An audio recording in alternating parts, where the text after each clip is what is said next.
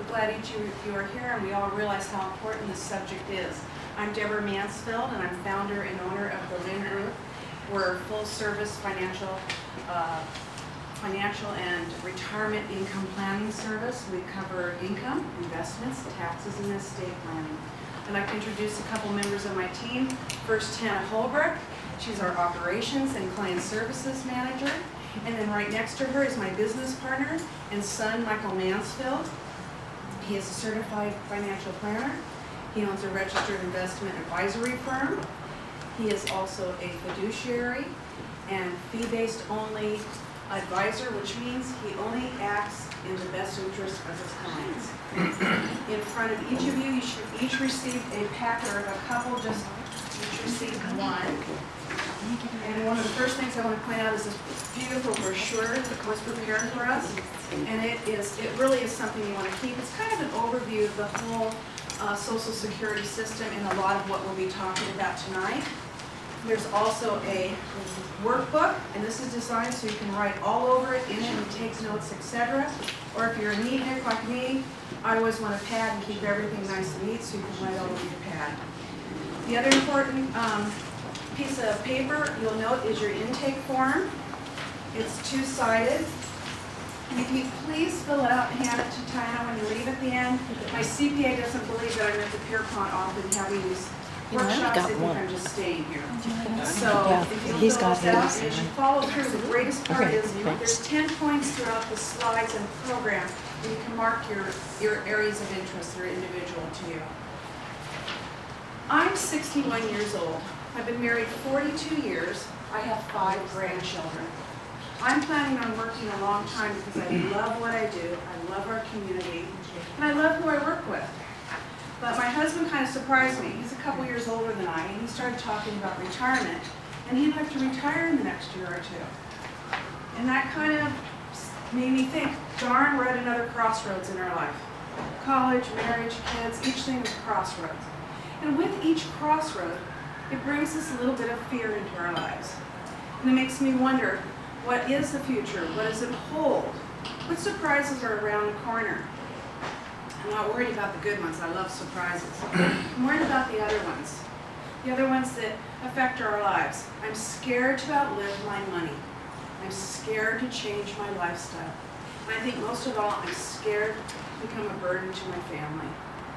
The only way that that can be prevented is by careful retirement planning, and Social Security is one of the cornerstones.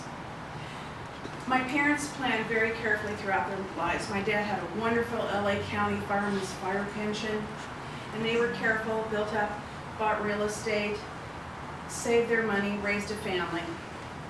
And by doing that, they still ran into a couple surprises in life. Dad came down with Parkinson's and had many years of health issues, medical, which eroded their finances and their assets.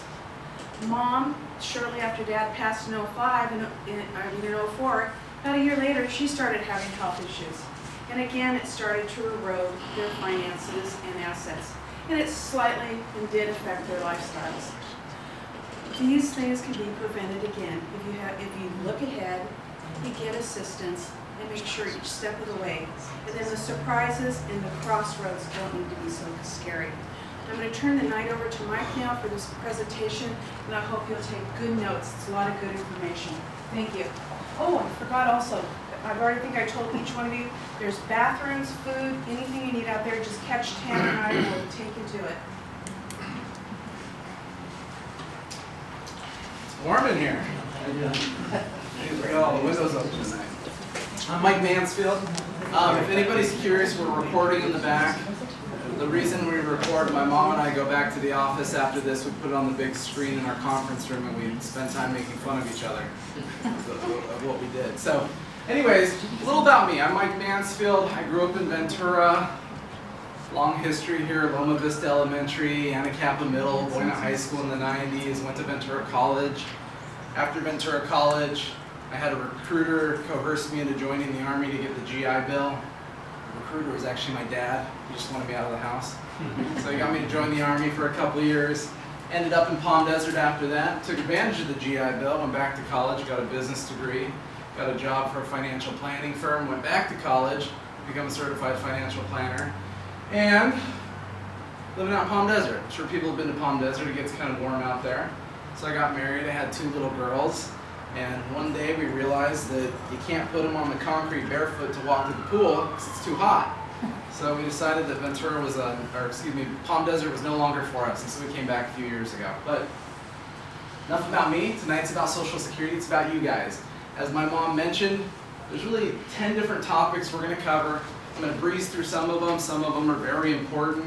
We're going to cover the basics, the obvious stuff, and really get into the nuts and bolts of what we can do in order to maximize and help you guys. You guys like the video? Alright, that video's taken me 2 years to get that dialed in. Come on, someone's got to like it. I spent a lot of time on the videos to make a little, we'll say 3-minute commercial on what all of this is all about. And the video makes some interesting points, and obviously it referenced the retirement cliff. Is everyone familiar with what that means? Retirement cliff is the idea that you're making money, you're working, life's good, you're paying your bills, and you decide to take that leap. That leap to retirement where now you're responsible for living on your Social Security, your pension, your nest egg, whatever you've saved. It's a little challenging for most people. It's pretty convenient. So you have these years of working years where life's good. It's creating the bridge, it's getting you where you need to go, and then you decide to retire. Retirement looks something like this for most people. The different shaded lines, they're supposed to be brown. Up here they look maybe green. That's kind of like your 2 Social Securities if you're married. You got 2 forms of income. And for most people, it's not enough of what you were making when you were working. Now the funny thing is, that might be okay for some people. The problem that we have in this room though, is we want to live in Ventura County. Yahoo Finance a couple months ago had an article that said 10 worst places in the country to retire. Ventura County was the 4th. Medical costs, cost of living, housing costs, all these different things. So for the most part, for most of us, we have to be making what we were making when we were working in order to have a comfortable existence in Ventura County. Just is what it is. So you have your Social Security that fills a part of that. And then the other part is generally from your savings, your nest egg, the money that you've put in the bank, right? The point I tried to make in the video that I always think is kind of interesting is that nest egg, that savings, that 401k, that IRA. We put a lot of thought into that stuff, don't we? What mutual funds am I in? What's my risk tolerance? How am I invested? A lot of energy goes into that. But not a ton of energy goes into this, into your Social Security plan. I mean, is there anyone here that would say they put a lot of time and energy in analyzing the numbers and the data on their Social Security to come up with the genius answer? You have? I've given it a lot of thought. If you have, I'm going to give you a Starbucks gift card because you're the first person to ever say yes. Oh, really? I didn't. Nope. No, I know this works. I have kids. But in any case, so why is Social Security important though? Why is it important to you guys? Money? Simple thought, right? Okay, let me rephrase it. For a Starbucks gift card, why is Social Security important? Because you already paid into it. What's that? You already paid into it, you want to get some of it back. Okay, so it's an entitlement. Because is Social Security a blessing or a gift from the government? No, you earned it. It's something that you've worked for, you paid for, you better darn well take care of it, right? The reason Social Security is important to me is simple. For every dollar that I can increase these lines, that's one less dollar that comes out of our nest egg. That's one more dollar for your grandkids, for your kids, Oh, right. for yourself, for your lifestyle. That's interesting. People don't really think about that enough. So in any case, we'll kind of move on. The challenge with Social Security, big picture, it is you can go to a lot of places. You can go to the Social Security website. You can read about it in the Wall Street Journal. The Ventura Star recently did something on it. And most information you get about Social Security is generally generic, right? You can file at 62, at 70, at your full retirement age, when you stop working. The problem is you guys are over the generic hump.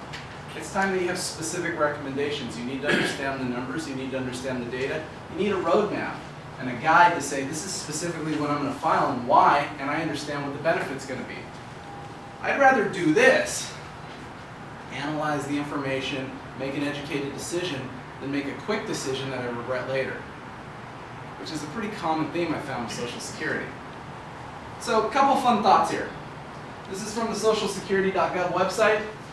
Nationally, just about 65% of all household income is made up of Social Security. Does that make it pretty important? Probably. That's a whole lot of income, at least in my opinion. We think Social Security is the best annuity money can buy. What does that mean? You put money in it, if you don't touch it, it gets bigger. When you turn it on, it's guaranteed forever. And heck, it gives you a cost of living adjustment almost every single year. Funny story, do you guys know what the highest cost of living adjustment's ever been? What was that? 2%. 2%? Nope. In 20%. 1980, it was 14.3%. Wow. Yearly? 1 year. In 1 year. In that 1 year, 1980. Probably weren't collecting it then, so you weren't concerned about it. But so obviously, an interesting thought there. When we do analysis and we run software and we crunch the numbers, we commonly find 20, 30, 50, sometimes up to 170,000 of benefits that are left on the table by poor planning strategies. Is that a lot of money? Candy, you said you were interested in money. If I told you I could find you $170,000, bam, and that's not money you have to take out of your own pocket, would that make you happy? Okay, well that's reasonable. I'd be happy with that too. So here's our case study. These are actually clients of mine. They're 60, 56, that's their primary insurance amount. The only difference is this is not a real picture of them and that's not their real names. But it is something that I ran for people a few weeks ago. So when we ran the analysis on them, you have all that generic information, right? The 62, the full retirement age, the age 70.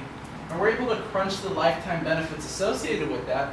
And the other thing that we crunch is highest individual payout. What's the break-even analysis for your individual situation added to your spouse's?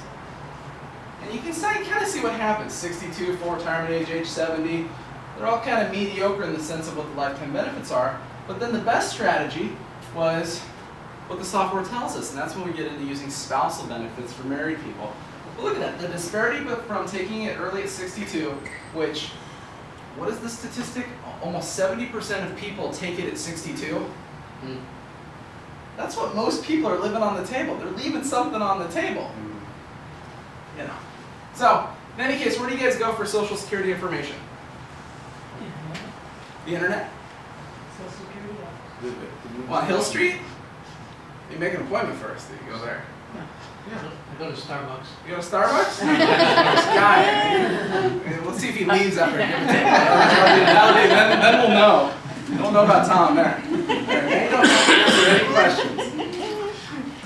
Geez, I want to run low on those things pretty quickly here. Hopefully we actually put money on them when we took them. Right. So you can go to the Social Security Administration. You can go online. You can read in the newspaper. I happen to be very invested in Social Security. I am so invested in Social Security, I made my own desk reference. I went to their websites, I pulled all of their publications, I pulled all of their information, I've read it, I've studied it, I'm entertained by it. And one of the things that pops out to me, which I can show you guys, so one of their publications, which is titled When to Start Receiving Retirement Benefits, probably sounds like a good one, right? When to start receiving. So paragraph 2, your decision is a personal one. They list a number of things. The answer is highly personal and depends on a number of factors, such as your current cash needs, your health, your family longevity, whether you plan on working in retirement, whether you have other income sources, your anticipated future financial needs and obligations, and of course the amount of your future Social Security benefit. So there, the Social Security office just gave us a list of criteria. Now, has everybody received the packet with the list of criteria and how they're supposed to analyze all of that and understand that and make an educated decision? You guys got that packet yet? Well, we would assume though, right, now that we understand what we're supposed to analyze, this, how to receive our benefits, we'll probably get into that, right? Is that what we would think? The next sentence says, we hope you weigh all of these facts carefully and make a decision. So it's pretty difficult. And the answer is pretty simple. If you call the Social Security Administration or you go to the office, they don't want the liability, right? They don't want the liability, and in all fairness, and now I'm just becoming some weird conspiracy person here, they probably don't want you to have the right answer. You know, all those people that love to take it at 62, they love that because they're leaving lifetime benefit on the table, right? The less they have to pay out to you is, well, is what it is. So in any case, we know that they're not giving us the answers that we need. All they're giving us is, we hope you consider everything you should be considering and make a good decision, and good luck to you. All right, so let's lighten the air here now that I've depressed you with the Social Security office. So I got a money question. This should be an easy one. Granted, on Tuesday night when we did this, nobody knew the answer, so I was very disappointed. How many credits do you need to qualify for Social Security? 40 40. quarters. 40 credits. What was it? 40 credits. So do you guys know what a credit is? A quarter. Of It's actually not. It's not a quarter. That's a big misconception. The credit is actually a dollar amount. 2013, the dollar amount is $1,160 that you have the ability to earn 4 times a year. So when you make about What? 11,000. $1,160. Made 4 times a year. Correct. So when you make $4,500, you've maxed out your credits for that year. Oh, really? Yeah. Wait, say that again? That's interesting. So a credit is currently it's $1,160, and so you have the ability to earn $1,160 4 times a year. If you earn that approximately $4,500, you'd max out that year for your credits. Okay. So it takes you, for normal people, it takes you 10 years to qualify for Social Security, right? Right. Okay. So they're only going to allow you a certain amount of money going in to it. For the credits? Yeah.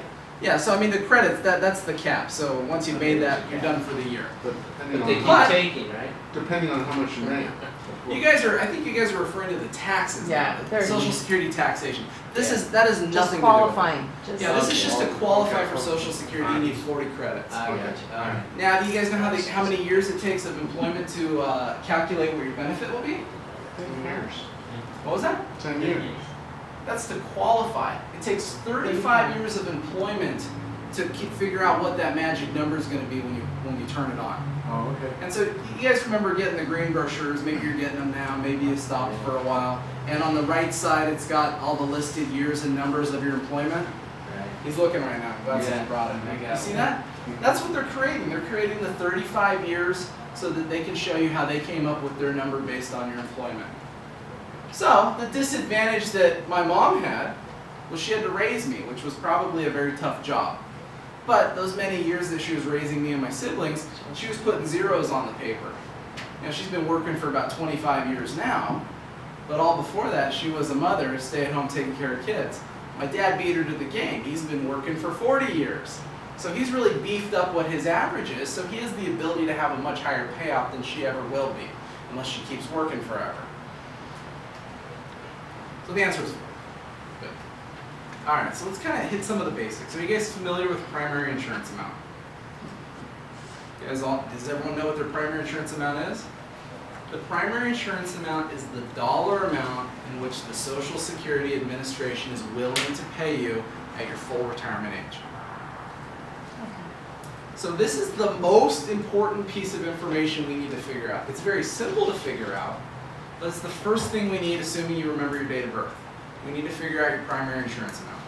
With that, that's how all of this begins. So if you need help figuring that out, let us know. I have some handouts on how to get it from the Social Security's website. We can certainly go on the computer afterwards. You can come to our office. It's very simple stuff to do.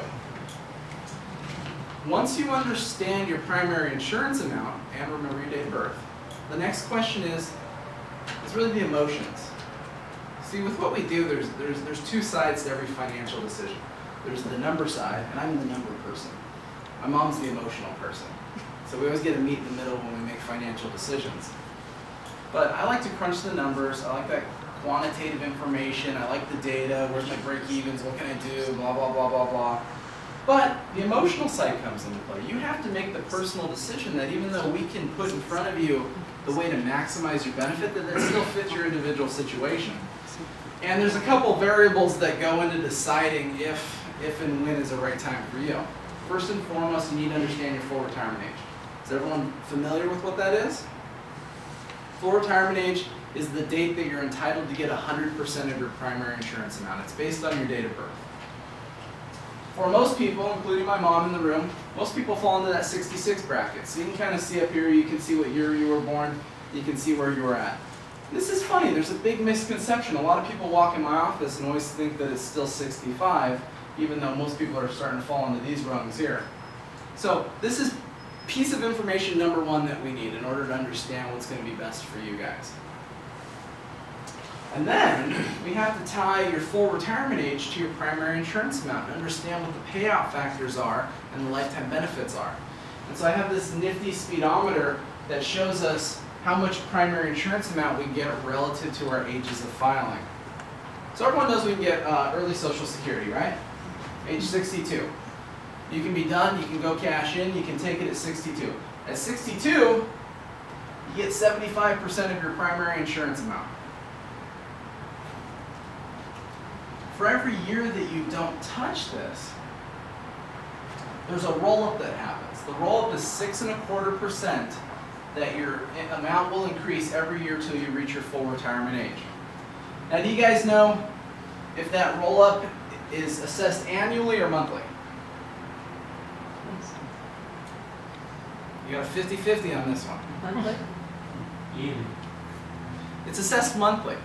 So that 6.25% divided by 12, and every single month that you offset filing, you have the ability to have a higher amount. This is where Social Security suddenly starts becoming kind of confusing. Because between 62 and 70, you have 96 different filing dates that would have different amounts. You take your wife, who has 96 different filing dates with different amounts, you start playing with that. There's almost 10,000 different combinations of what you could be doing in order to maximize your Social Security. So it gets pretty confusing. Now, once you've hit your full retirement age, you have something that happens if you don't take your money. If you want to wait a little longer, you get what's called a DRC, a delayed retirement credit. For every year that you don't take Social Security, that roll-up is now 8% instead of 6.25%. So now they're trying to entice you not to call them. So the difference is quite a disparity. You can be as low as 75% of your primary insurance amount if you file early, up to 132% of your primary insurance amount if you delay it that far. So if we take anything away from this, you have 96 different filing dates that are all going to have completely different values. That's important. You can quantify it on numbers, but that's it on that. So going back to the emotion, going back to where you're at in life, why would you want to file now if it wasn't the best mathematical decision? Well, the obvious stuff. If you're not happy, right? You don't enjoy your work, you want to go do something different, you're ready to cash in the chips, well then obviously maybe taking it now is more appropriate than waiting till later. At the same time, you have to be comfortable with the idea that you're probably leaving benefits on the table. So to decide to do it now is, it's the opportunity cost, right? At the same time, this is huge right here. You're not healthy. If you're not healthy, that's a game changer. If you don't have the life expectancy or the heredity, if your medical records are this thick, you need to probably consider doing something sooner than later because you don't have the tables that the Social Security Administration is playing with. At the same time, the concept of delaying, well, certainly the benefit of doing that is we could probably get you more money, right, in your lifetime benefits. But more interestingly, it opens up a different can of worms, and that's spousal benefits for married people and people that are actually divorced. So the idea of spousal benefits could help with the idea of delaying your own Social Security. On top of that, if you're continuing to work in retirement, there's quite a few complications there that we're going to talk about. And then finally, if you're healthy. If you're one of those people, you're going to live to 110, you're going to have a thing done in the VC star about you, then obviously delaying is probably going to make quite the mathematical sense to you. So, if you guys aren't sure where you're at in life, if you've had a hard time evaluating health, life expectancy ratios, all these different variables, and that's the emotional side that you want to bring to the number table, we can certainly help you understand that. This is what we do.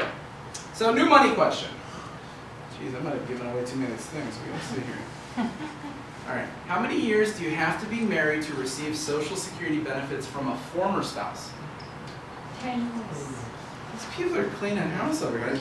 There should be a limit, maybe per couple, or is it per person? How do we do that? It's her, not me. 10 years. So if you were married to a former spouse for 10 years, then you're eligible for spousal benefits potentially, if you haven't remarried. And this is interesting. right? Because it kind of plays a lot of different games, but the whole premise is, excuse me, jeez. I made an example with my mom, right? That she had to raise me, she couldn't work for a number of years. Well, the same thing happens when you get divorced too, whether it's later in life. You've been married for 10 years, 10 plus, you get divorced. The spouse, generally the wife who was the homemaker, she's gonna have a lower primary insurance amount. So when you have a divorce, she can go collect 50% of her ex's primary insurance amount. So if that's more than her own benefit, she could go collect that, and vice versa. So if you guys have a divorced situation, absolutely let us know, because that's something where we can calculate that. We can actually go directly to the Social Security Administration. You don't even have to talk to your ex, because you probably don't want to. So, all right, this is the good stuff. This is where it gets interesting. The other stuff is the boring stuff. A lot of people focus on this. What is my check? How much am I going to get? This is the magic number to a lot of people. The magic number is the check plus how many months you're going to collect it. Because remember, you can take an early check, right? And you're going to get it for more years. Whereas you can take a bigger check later and get it for less years. So we have to really focus on a lifetime benefit and less focused on how much am I going to get right now, what's this check to me right now. It's really about, once again, maximizing lifetime benefits. So when we look at this, what are the common filing dates that you guys hear about? 62. Okay, that's one. 66. 66, yeah, full retirement age. 70. And 70. Everything you read has that, right? Everything. Heck, if I go back to when to start receiving benefits and I go to paragraph 4, it says different filing dates. It references age 66, full retirement age, it references 62, and it references 70. What if I told you guys that statistically, all three of those dates would never give you the max lifetime benefit? You can take that however you want. It's the dad government, I don't know. But that's what happens. This is an actual analysis we ran for somebody, and it was interesting to see at 62 and 70, they pocketed just over $400,000, about the same amount of benefit. And if they took it at 66, there was a dip in what the payment was relative to their lifetime benefit, not what the check was. The actual age of to maximize the benefits for this individual, it was about 67 and 3 months. Now, have you ever heard that? Has anybody ever heard, oh, 62, 66, 70? Have you ever heard 67 and 3 months is the best time for someone to file? You probably had no clue you could even file on the third month. You thought you were waiting until the birthday. Actually, great example. Last year, my mom and I took someone down to Hill Street. We love Hill Street. And I gotta remember this. I think she was 65 and a half, and the lady at the front desk said, "Ma'am, if you want a higher benefit, you've hit a plateau, you have to wait till your next birthday." And that was absolutely not true. The plateau was till the next month. And she was a week away from her plateau.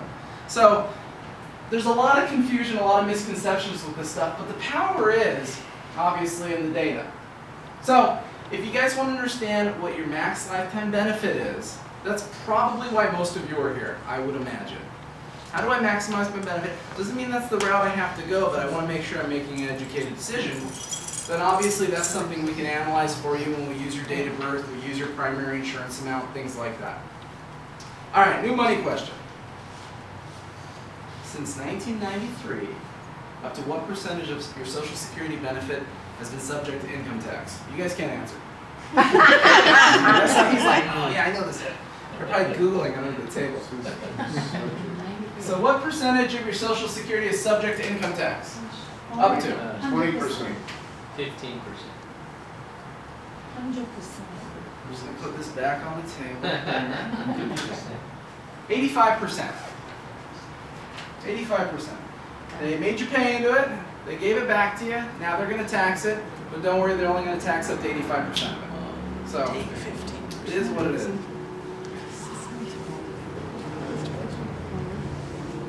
All right.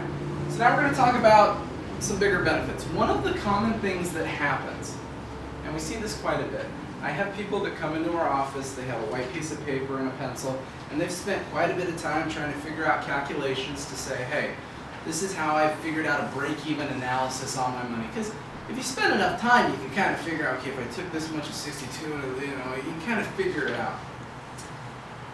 Most people that walk in think they found the right answer, and 9 times out of 10 it's the wrong answer, and that's because people don't take into account the concept of spousal and widow benefits. Everybody knows this benefit, the retired worker benefit. You probably never heard of it, but this is your benefit. That's what it's called. So when you file for Social Security, you're going to receive your retired worker benefit. Pretty simple. You have spousal benefits. So if the older spouse is collecting Social Security and the younger spouse reaches 62, that younger spouse has the ability to file for spousal benefits off of the older spouse's primary insurance amount. Did everybody know that? I thought you had to wait until the spouse hit 66. You don't for Wow. reduced spousal benefits. For reduced. Oh, okay. Yeah, you're not going to get 50% of the PIA. You're going to get a reduced amount. Got it. But once they hit 62, they're eligible. Going back, 85% of your Social Security is subject to tax. Is that based on the possible income you may have from other investments? Are you trying to blow up Section 9 or something? Is that what's happening here? He's smart.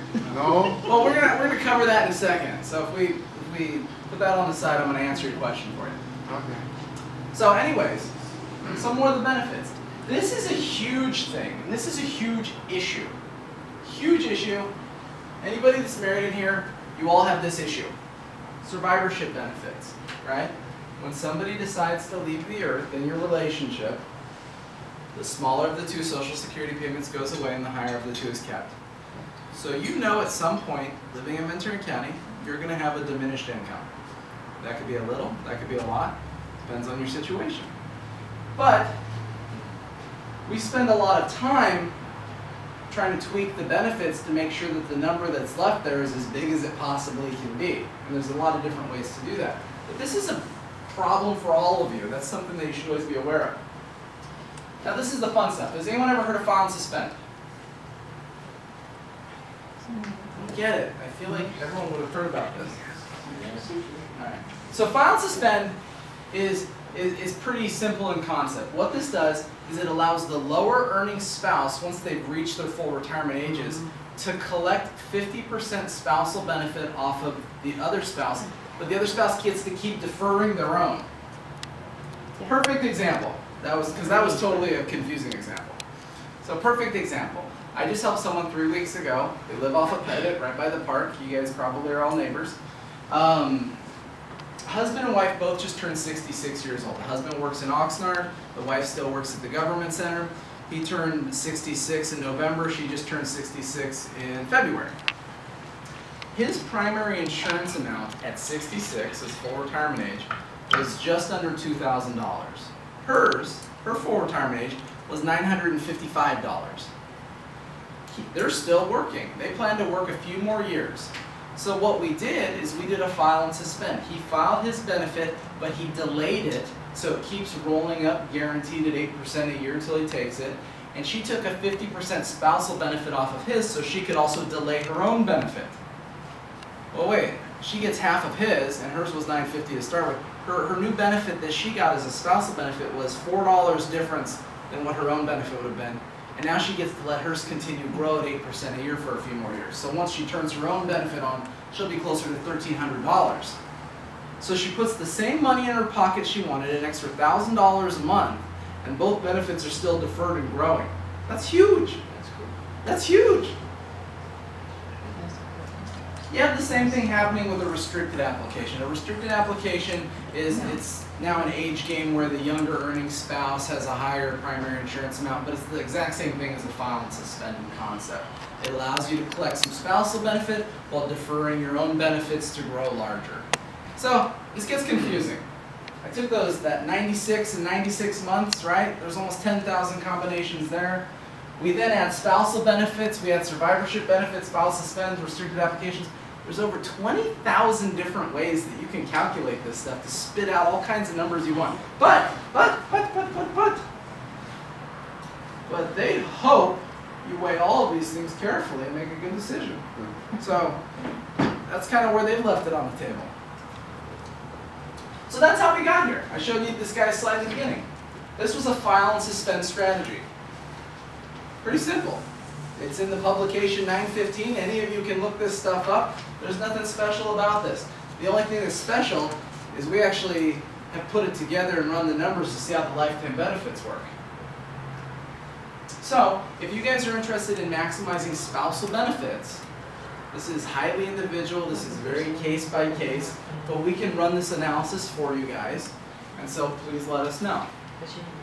Alright, money question. At what age can a surviving spouse receive a survivorship benefit?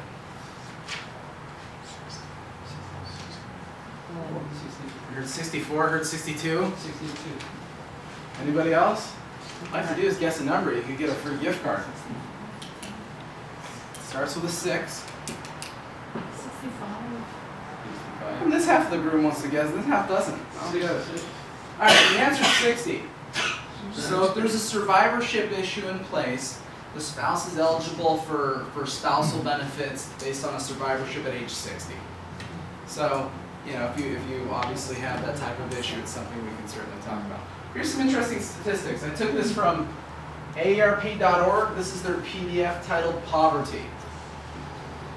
More than 70% of all elderly persons with incomes below the poverty level were women. Well, that's because women live longer, right? More than half of elderly widows now living in poverty were not poor before the death of their husbands. Well, that's interesting, right? Because they didn't move out of Ventura. All right, so this was a.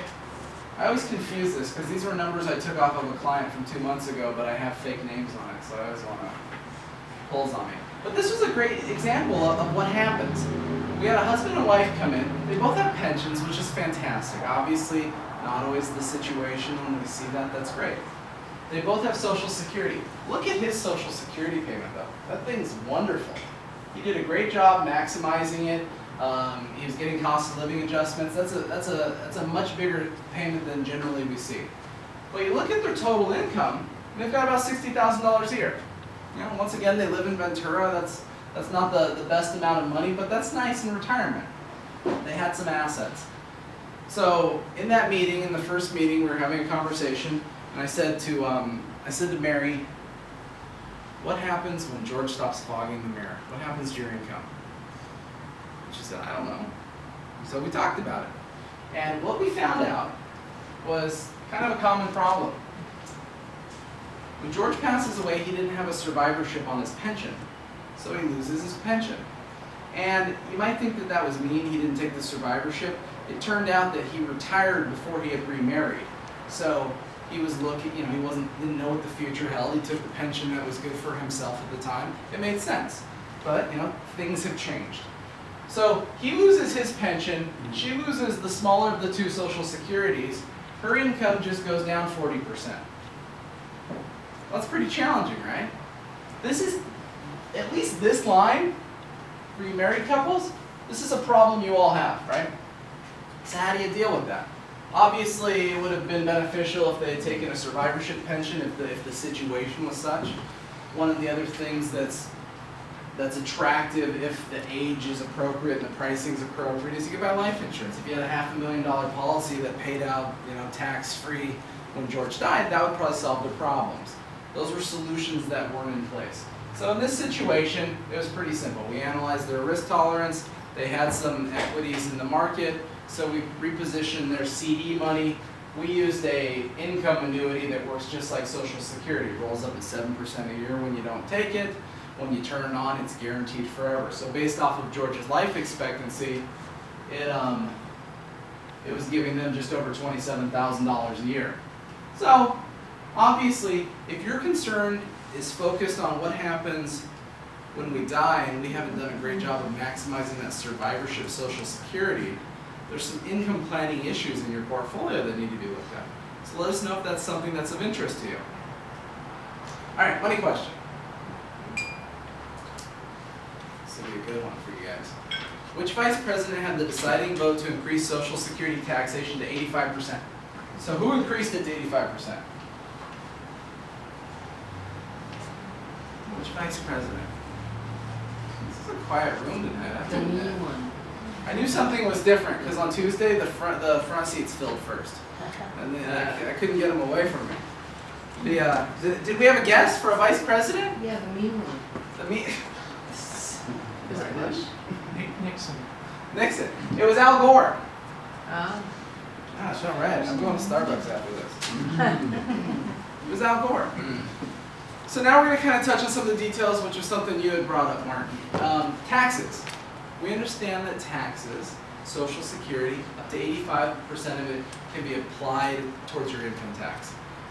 This is kind of a nice list of some of the things that are included on calculating that, which includes investment income, absolutely. So dividends, yields, all of that's included. Anything that wouldn't be included would have to be in a tax-deferred account. You weren't taking income from it, you weren't taking required minimum distributions, anything of that nature. The way taxes work, though, with your Social Security, if you make less than $32,000, none of your Social Security will be taxed. So you can say, hooray, no taxes. The problem is you're making $32,000 a year, so that is what it is too. At the same time, if you make between $32,000 and $44,000, 50% of your Social Security will be taxed. So if you're making $20,000 in Social Security, 10 goes to your ordinary income rates. If you make over $44,000, and this is currently referencing married filed jointly, if you make over $44,000, then 85% of your Social Security will be ordinary income taxable. The brackets shift not to your favor if you're single. I think if you make over $25,000, that's when you enter the 50% bracket. Does that kind of answer your question, Martin? So they're going to try to hold everything they can against you. Why is that? They want to tax you. And I get it, If you have an issue with taxes, we do quite a bit of tax planning. We actually have a CPA firm on retainer where we do a lot of advanced Roth conversions, things of that nature. So if you want help trying to mitigate some of that, it's certainly something that we can talk about. The other point I wanted to make that was interesting too, from the file and suspend, those total lifetime benefits, all of those numbers on those graphs, well, those were based off of using the Social Security Administration's and the IRS's life expectancy tables. They're the same, but that's what we use. If you're that person though that says, hey, you know what, my family lives to 95, our software has the ability to manually adjust life expectancy, which will greatly skew the numbers. The longer you live, the more money in your pocket, so what do we do to maximize it that way? So there's a lot of different ways that we can personalize this to you. So if you need help with your taxes, if you want an understanding of what's going to be taxable, how to defer some of it, obviously let us know. Some more fun statistics. AARP.org, this is their boomers PDF. AARP found that 80% of baby boomers plan on working in retirement. That's pretty common. I see that quite a bit. So what happens if you turn on Social Security and you're working? If you what? If you turn on your Social Security while you're working? You're taxed. Well, it's going to be taxed. Then you get some of it taken away. Yeah, Sandra, you're right. You get some of it taken away. So if you file for early Social Security because you're excited and you make over $15,000, for every $2 you make over $15,000, they're going to take $1 away from your Social Security check until you reach the age of 66. Now, most people might say, well, that doesn't affect me because, I'm going to retire and that's it, and or I'm going to work till my full retirement age and that's it. But the best example is my father-in-law. My father-in-law worked at a college out in Palm Desert for 35 years, and his wife convinced him to retire at 60. Worst decision he ever made. Yeah, every time you see him, oh my gosh, I wish I had retired. I got nothing to do. I got to hang out with my wife at home. It's terrible. Rushed out faster than you wear out. Yeah, so what happened was he did 2 years of heavy golf. And he taught me how to golf, and he's a terrible golfer, so I stink at golfing. But he golfs about 3 times a week because he has nothing better to do. And so he did 2 years of golfing. He filed for early Social Security. He's now 64, and it's just increasingly gotten worse in the sense of how he feels about it. And he's constantly brought up, do you think the college would take me back? Could I go do that? I said, Dave, I'm not supposed to say his name. I've got yelled at this before about this. But I said, you've got a problem. Just because you thought you made the right decision, and maybe you want to now revert and change your decision, you kind of did what you did, and it is what it is. You're not going back to work. unless you're gonna go work at CVS and make $800 a month. So obviously when you make a decision about Social Security, it's a decision, right? It's a decision you're gonna have a hard time backing out of. So if you wanna understand specifically, because there's some more rules to that, once you're in the home stretch of your full retirement age, for every $3 you make a dollar offset, there's some different variables. So if you're planning on working and you wanna help, and we will help you analyze what the cost of taking or not taking Social Security would be for you, let us know. That's something we can help you with. This might be, let's see which question we got now. All right. This might be harder. You've already elected Social Security benefits, and now you realize you made a mistake. What are your options? Buyback. You can buy back a certain, you can buy back certain. Okay, kind of. Kind of? Kind of. Well, your answer is kind of there. Does anyone else have a thought? All right, so what happens is, if you decided you make a mistake, you have 1 year. 1 year to change your mind. If you choose to change your mind up to 12 months after making an election, you have to pay back all the money you collected. And then you can refile and do something different. So the reality is, in most people's situation, once you've filed, that's kind of it. You know, I mean, the likelihood of you saying, it's been a year, I made a mistake, I'm going to pay back 20 grand, well, you know, probably not likely. So obviously the thought needs to go in up front. But they hope you evaluate it before you do that. All right, so we'll kind of go through this. So remember, the goal here is pretty simple. This is a quick presentation. The goal here is to inject you with a lot of information and say, look, there's a lot of different options here. The options that have been presented to you so far are very generic, very common. Doesn't give you much to work off of. We want to help you build a specific recommendation, the specific number, the specific data. And then the final thought is, when we go back to the retirement bridge, you have your Social Security income, you have your nest egg for investing, you obviously filled your cash flow with that money. All right, you didn't give the no phone rule, Mom. All right. But this is interesting. Has anyone ever heard of the VIX? Volatility index? Tim has. Martin has. Good. What do they call it? Do you guys know what they call it? Fear. Yeah, they call it the fear gauge, right?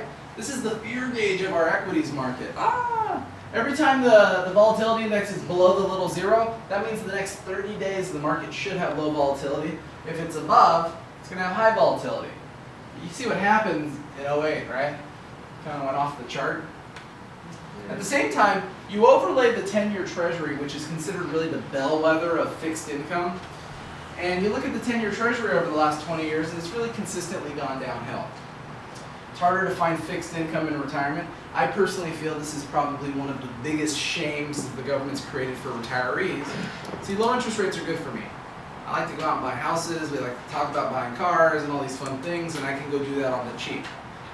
But for retirees, low yield means you have to go to the red to try to find something to keep up with inflation, keep up with the cost of living, and all of those things.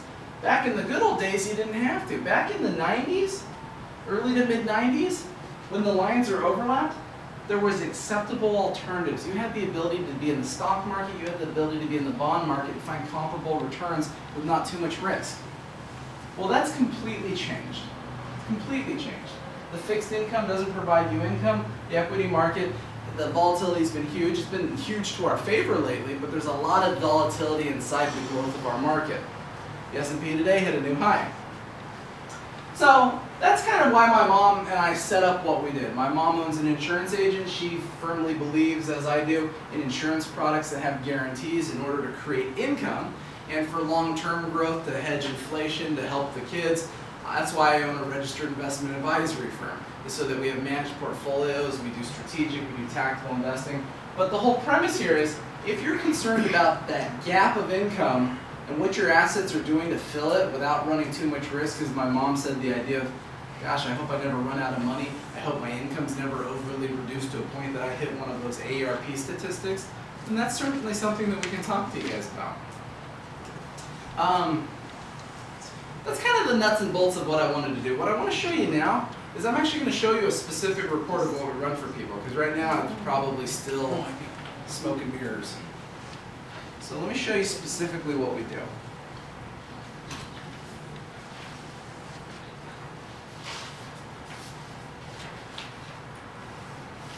Alright, so this is what a report looks like that we run for people. And we've been working with a group of people on this software for about 4 years to get it to where it's at. So it's quite an achievement, I think. There's a cover page, looks like this. So here's you, Mr. and Ms. Sample Client. We build in your planned retirement age, we build in your primary insurance amount. Remember, the most important piece of information we need. We obviously can understand when your retirement dates are, just kind of the obvious stuff. The life expectancy, this is what I was talking about earlier. These tables, based on your date of birth, are what the Social Security Administration thinks you're going to live to. Obviously, you have to live to there and then pass away, because that's what it says.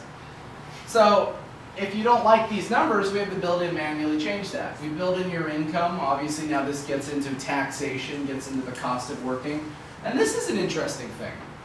I can add in a cost of living adjustment.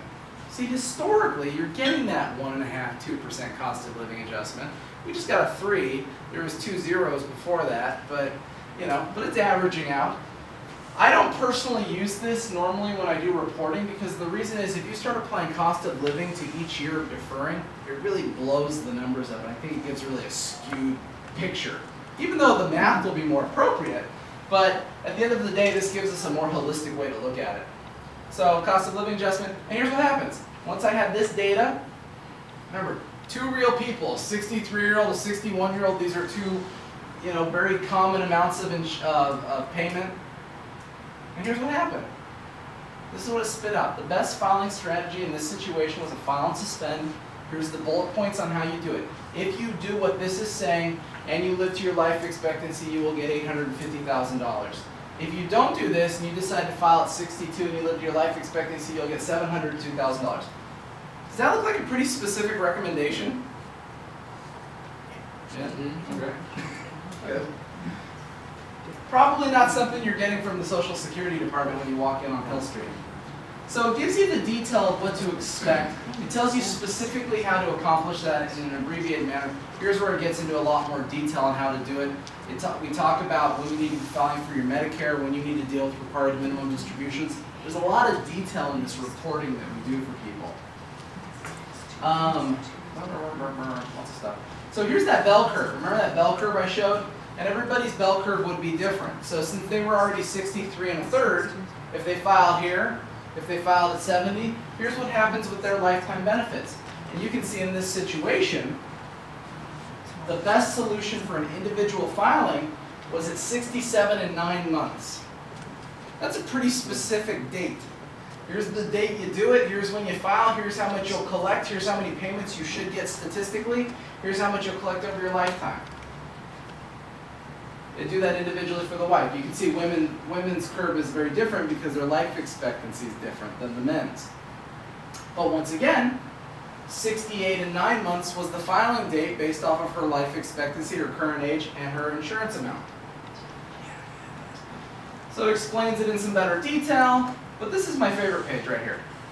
This is your cash flow. And this is where everyone needs to pay attention, because this is where life for some people gets ugly. So what you have here is you got husband benefit, wife benefit, or vice versa.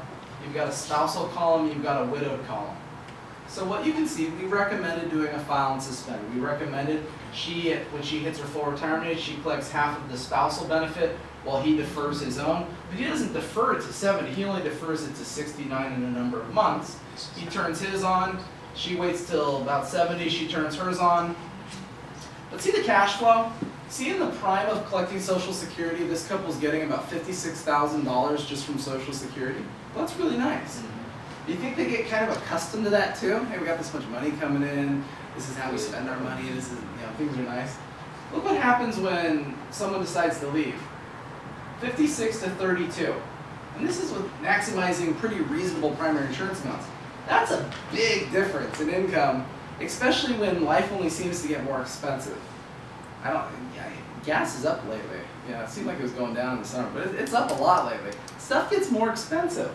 So to have a very diminished income that you know is coming, whether it happens in this year, whether it happens in this year, this is something that's going to happen. So how do you plan for that? How do you mitigate it? One thing that you do is you start here. Because the more that we can maximize whatever the higher of the two number is, at least that leaves them with something. We met with somebody yesterday. We did this exact analysis. The wife was going to file for her own. We convinced her with the numbers to do a spousal benefit, and by waiting, it ended up that the spousal, the widowed benefit was $10,000 more than it otherwise would have been. Now, is that a ton of money? No. But when it's $20,000 to $30,000, it is a lot of money. So there's some value to having a little pain now, taking a little time now, thinking about it now, finding a way now, knowing that when you're unable to work, unable to do a lot probably at this age of your life, just like my mom was talking about her parents, that you can do as much as you can for your spouse. Yeah? I have a question. If you, let's say my age would be 67.3 to retire, but I'm still choosing to work past that. If I start taking it, am I not taxed even higher? Well, first of all, if you take it at 67.3, there's going to be no offsets. So you can collect 100% of your Social Right. Security, but there's always going to be the taxation. You're not getting around taxation. So, and remember, the high end of the bracket's $44,000. You know, I mean, if you're working, even if you're collecting your Social Security, you've probably already broken that bracket. So you're probably already being taxed as much as you're going to be taxed anyways. Maybe I didn't understand what you asked, right? No, that was it. Yeah, So you're still losing, going to be losing 44% of that. you mean the taxes? Well, not, or Well, you're you being know, I mean, taxed. 44% if you Unless you can make put it in a $1 million. 401k before it's taxed. Now we're planning fire. Is that offset stop at 66? The offset stops at your full retirement age, which in most situations would be 66, of when they would reduce the amount you collect. The taxation's the taxation. The only way you're going to mitigate taxation is, number one, you're probably not working, so you don't have that earned income coming in. And number two, you're looking at what your Social Security is, and you're probably saying, this is enough, our house is paid off, our cars are paid off, we don't need a ton of cash flow, so we're not creating a ton of cash flow. We're diverting our assets, we're not pulling money out of IRAs, that's ordinary income tax. Ultimately, if you needed extra money, maybe you've repositioned Roth money and or non-qualified after-tax money in your savings account to kind of supplement what you need. So there's some games that we can play to control the taxes, but if you're working and making $100 grand a year, that is what it is. You know. But then again, you're making $100 grand a year, so hooray, right? And then kind of the home stretch. Obviously, if you're working, we calculate what the cost of working is if you're interested in filing early, so you understand specifically how that affects you. We obviously go into taxation. We build in your income, your dividends, your required minimum distributions. We help you understand what your taxation is and how to control it. And then finally, we end the software with a break-even analysis. And this is pretty interesting. It kind of shows the columns. Say I took it at 63, I took it at 68, 66, 70. And you can see the number over your lifetime. We run this out to 95. But you can kind of see the different shaded areas start showing where the break-even happens for each individual. But that's kind of it. So that's the software that we run for people.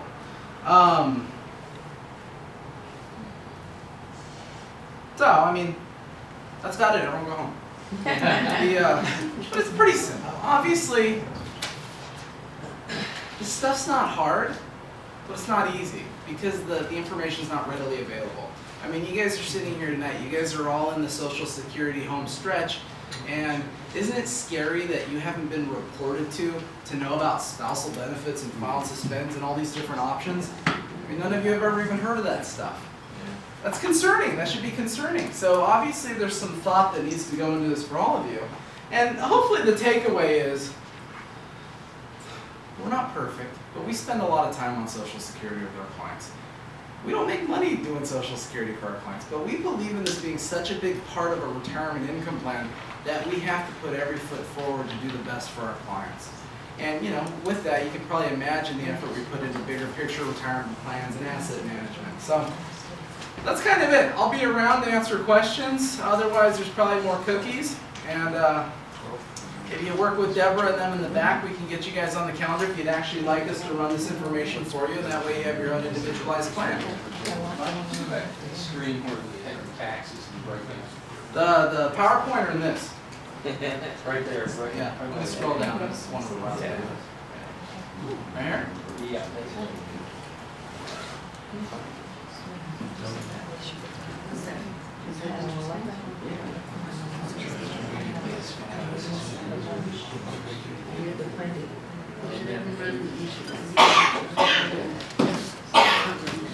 Look at the note I wrote tonight. Most faster than you wear. Colonel Sanders. Very good. So how long